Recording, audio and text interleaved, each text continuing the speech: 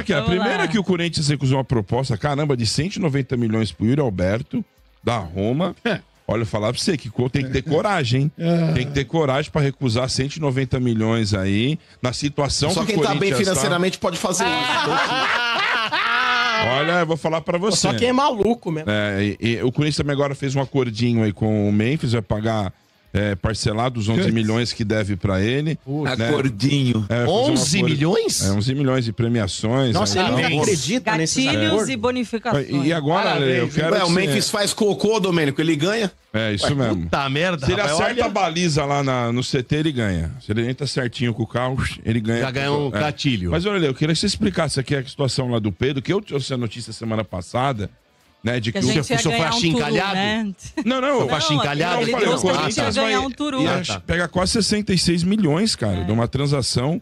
Só que aí, o que aconteceu no final das contas? Conta aí pra gente, que você tá mais a par. Pois é, Eu mas li aqui, é meio complicado o negócio. é mais né? uma da gestão Augusto Mello aí, né, pra gente lamentar. Gente, não tô entendendo nada. Expliquem desde o Vamos princípio. lá. Vai ver. O Pedro, vocês lembram que o Pedro foi Sim. vendido ao Zenit, né? Que Pedro? O Pedro, o atacante do Base, Corinthians, atacante. da base, o garoto. É base, Inclusive Sombra. foi naquela transação que envolveu também o Yuri Alberto, outros garotos Robert da base Renan, e tudo mais. Do Queiroz. Isso. Só que Mas esse moleque não tava ligado à transação do Yuri, não, Lelê. Porque do Yuri foi o Robert Renan, foi aquele Ivan, foi o Duqueiroz, o Mantuan. Então, mas eles misturaram O Corinthians ele vendeu tudo, o Pedro, mano, Lelê. porque- Então, mas o Corinthians ele vendeu o Pedro por 9 milhões de euros. E Exato. ficou com 30% naquela época. Só que aí você vai ver que só eles que aí que misturaram tá. tudo. Porque, inclusive, nesse dinheiro que eles pegaram aí agora do Pedro, envolveu porcentagem do próprio Robert Renan também, pra ver a bagunça que fizeram. Então vamos lá, vai vender o Pedro pra lá. Vamos considerar, vamos separar. Isso aí, vendeu o Pedro. Nessa venda de 9 milhões, o Corinthians manteve 30%. Justamente pensando em lucrar futuramente com uma nova venda, né? Ó, vai lá, tá indo pra Europa, né? Então vai lá aparecer e tal. Quando alguém fizer uma proposta maior, nós podemos lucrar com esses 30% e mais o mecanismo de solidariedade da FIFA, que é um valor baixo, 2,5%. Ok. Agora o Pedro vai ser vendido por um valor alto. O que renderia ao Corinthians, se ele tivesse ainda esses 30%, perto de 70 milhões de reais para receber um dinheiro que resolveria pra caramba a situação a curto prazo do Corinthians, até do Transferban, por exemplo. Mas... E ninguém do clube estava sabendo que o clube não tinha mais esses 30%. Não tem? Não tem, porque ano passado, em agosto de 2024, o senhor Augusto Mello, na surdina, resolveu se livrar desses 30%. Repassou ao Zenit esses 30%. Por? Ninguém sabe por quanto, porque não consta no balanço do clube. Exato. E diz Escárnio, ele, hein? né, foram Escárnio. questionar, ele emitiu uma nota falando que ele precisou repassar esse valor ao Zenit para pegar o dinheiro e pagar uma dívida com o Fernando Garcia, com o Elenco Esportes, que estava E cobrando você e acha estava que pode precisando. não ter entrado no Corinthians e ter entrado direto? Eu não consta no balanço, Sombra. Não consta no balanço. Então, por isso que eu tô Assim, questionando. Mano, cara, é surreal. Olha, o É que bizarro. seria o futebol se não fosse o Corinthians? Ia É tirar verdade. As É nossas tardes de bom vergonhoso. humor. O humor volta, Vocês né? são sensacionais. Esse O cara. humor nosso volta. O né? nosso humor, a gente fica feliz. O meu time perdeu, a gente começa a ficar mais feliz. E esses dirigentes aí, beleza, já sofreu impeachment. Sofrer impeachment é pouco. É pouco, tinha que estar preso isso aí, mano. Calma. Elas são negociantes, né, meu? Pelo amor Tinha de que ter Deus. responsabilidade fiscal pros presidentes dos clubes. Eles não têm. Então, não, mas é que tá. Mas muitas vezes quando eu falo, até inclusive a respeito de contratos, Lelê, que não tem que ter essas bostas dessas cláusulas de confidencialidade, aí eu já discuti com alguém aí no programa, não lembro quem. Eu mesmo. Mas o futebol é assim. Então, pois é, o Sombra se manifestava, olha, porque tem que ter. Tem que ter o cacete, velho. Vai patrocinar clube de futebol, a empresa que tá patrocinando precisa falar quanto tá pondo dentro do clube e o clube precisa falar quanto tô recebendo. Tem que parar com essa pouca vergonha, porque essas cláusulas de confidencialidade, elas muitas vezes protegem vigaristas, picaretas, trambiqueiros. Aí é o problema, Infelizmente, é que o você só tem Corinthians hoje... vigaristas. Então, esse é o grande problema. O futebol, Sombra, principalmente o Corinthians é o grande exemplo. O Corinthians é o abre-alas dos trambiques. O negócio é o seguinte, mas é verdade, velho. Eu não fico passando pano na mão de cabeça de dirigente, não. Quero que esses caras vão pra casa do cacete, pra não usar outro termo. Não, mas o negócio é o seguinte, ô Sombra. O Corinthians, tudo que já é claro, muitas vezes é escuro. É escuro, é turvo. O Corinthians hoje, ele é um antro. Infelizmente, politicamente, administrativamente, o Corinthians hoje já vi zona mais bem administrada do que o meu clube. Infelizmente, um clube aí com 115 anos, está completando hoje 115 anos, ele é grande pela sua torcida, pelos seus títulos, pelo seu patrimônio, mas administrativamente o Corinthians é uma bosta. O Corinthians é um time pequeno. Pra dentro do muro, dentro do Corinthians ali, é um time ridículo. É um time ridículo, é um time que envergonha e enoja a sua torcida. Um time não, esses não vou usar o termo que eu gostaria, que estão lá dentro há décadas. Cuidado. Estão lá dentro do clube há décadas, esfolando o clube. O Corinthians hoje ele não tem uma dívida de 2,5 bi, pura e simplesmente, Sombra, porque eu tentei fazer uma dívida para ajudar o clube. Não.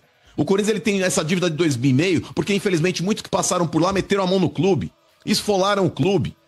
E, infelizmente ninguém faz nada. O conselheiro que tá lá para fiscalizar, o conselheiro que tá lá para reprovar contas, o conselheiro que tá lá realmente para mostrar que é corintiano e combater os vigaristas que muitas vezes estão dentro do clube, fazendo o que bem fazem, esses conselheiros não estão nem aí também. Eles estão aí para as próprias chapas, para os interesses pessoais. Então, cara, é um absurdo o que aconteceu, Lelê. O Augusto Melo, cara, esse motivo já é motivo para impeachment. Porque, na boa, não existe, não é razoável você pensar que um presidente de clube vai fazer as coisas na surdina.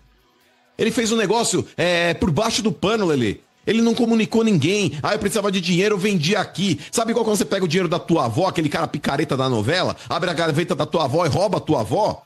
É o que esses dirigentes fazem. Porque não comunicou ninguém. Não falou por quanto vendeu.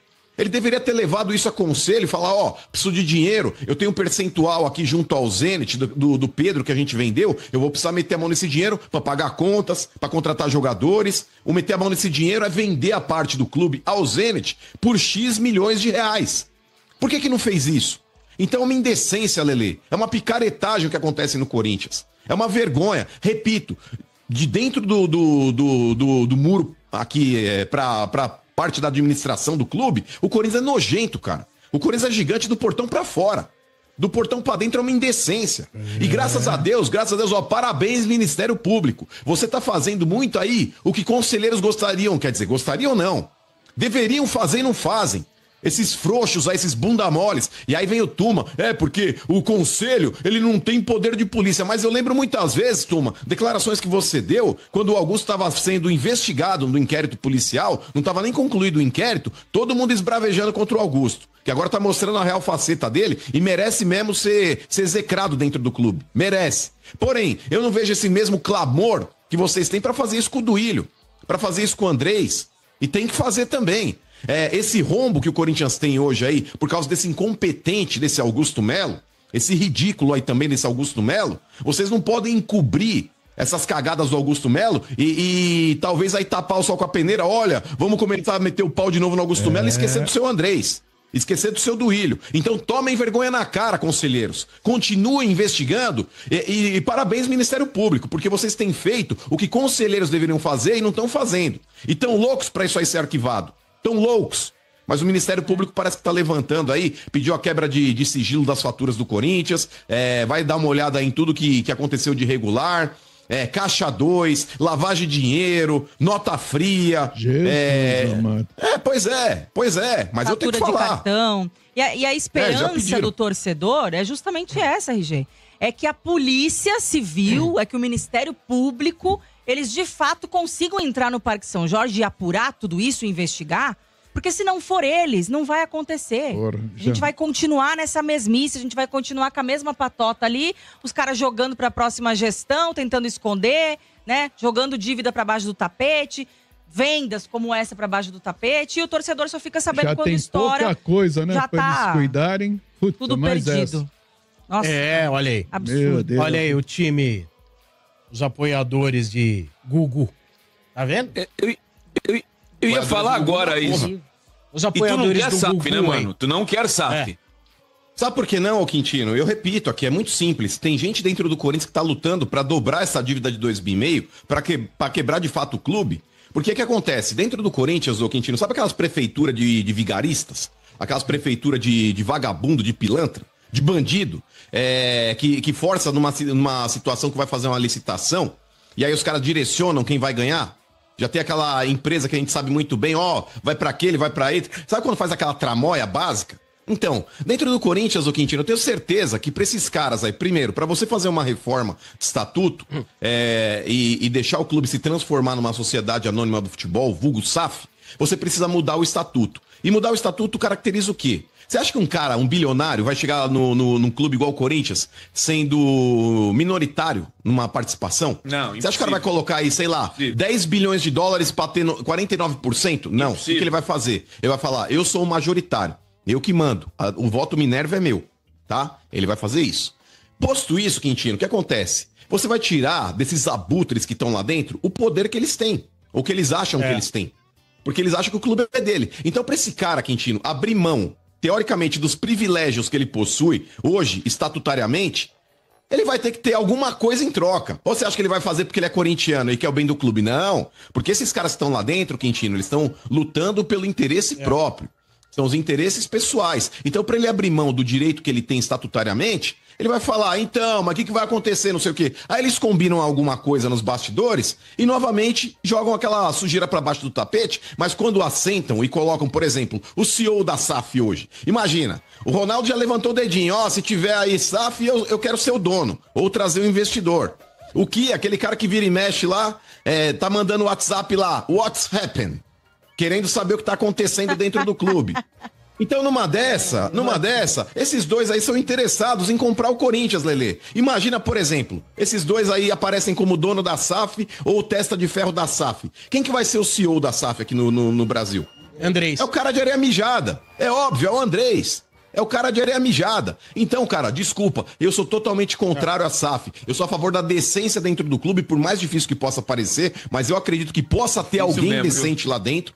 Pode ser que tenha alguém decente, mas infelizmente com pouca força política. Mas eu torço para que alguém decente dentro do clube ganhe força política para que o Corinthians volte a crescer administrativamente falando.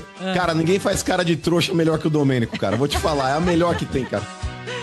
Ai, eu não sei mais. É que a gente não vê mais a sua, que era melhor, né? Infelizmente. Vamos lá, manchetes do Corinthians. No oferecimento de Novibet. O aniversário poderia ser melhor, né? Mas 115 anos, primeiro lugar, né? Vamos dar mais uma vez parabéns aí ao maior clube do mundo. Na verdade, 8h30, né? Que vai completar 115 anos mesmo. Na esquina da José Vocês falando maior clube do mundo, é que nem o Gabiru aqui da rádio, na frente do espelho, falou, eu sou o maior homem do planeta. Não tem nem comparação. lamber sabão. Não tem nem Cala a boca aí, comparação. O Sombra tem razão. Então vamos lá, falar do Coringão aí, que poderia estar comemorando o aniversário de uma forma mais tranquila, mas já o Bento vai trazer umas bombinhas extracampo que a gente vai ter que assimilar mais uma vez. Mas em termos de clássico, né, mano? Acho que a gente sai com o saldo positivo aí do último derby no ano, né? Foram 7 confrontos aí. Nunca teve na história no ano 7 jogos. Né? Porque teve em 2000. a questão da Copa do Brasil, né? Que a gente se enfrentou também na final do Campeonato Paulista. Então, esse ano foi recheado de derbys e o Corinthians mudou a postura esse ano, né?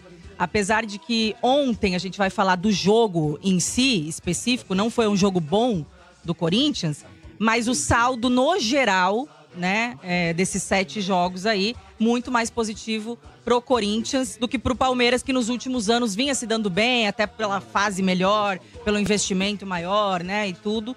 E o Corinthians esse ano conseguiu, pelo menos aí no clássico, se sobressair, essa é a palavra. Então, sobre o jogo de ontem, mano, o primeiro tempo me deu calafrio. Pelo amor de Deus. Acho que foi um dos primeiros tempos que eu mais tive calafrio aqui em 2025, de ver aquele buraco que a gente tinha na defesa ali, principalmente do lado direito, né? A gente não queria que o Dorival entrasse com o Félix Torres improvisado por ali, porque acho que todo mundo estava chegando à conclusão de que não dava mais. Mas a verdade é que o Charles também foi mal, né, nessa função. E nisso eu nem coloco responsabilidade no Dorival, porque perdeu o Mateuzinho, a gente não tem outro lateral à altura no elenco. O Félix Torres não estava dando mais, ele teve que inventar alguma coisa. Ou era Charles, ou ele podia colocar o Romero. Ele foi, eu acho que no que estava mais propício ali. O Charles já realizou essa função também outras vezes. Mas esse lado direito ali virou uma avenida no primeiro tempo, mano, que toda hora que o Palmeiras vinha com a bola, eu só conseguia ver aquele buraco ali. A impressão que eu tinha é que a hora que o Palmeiras quisesse, ele colocava uma bola ali e a gente ia acabar tomando não sei quantos gols, assim.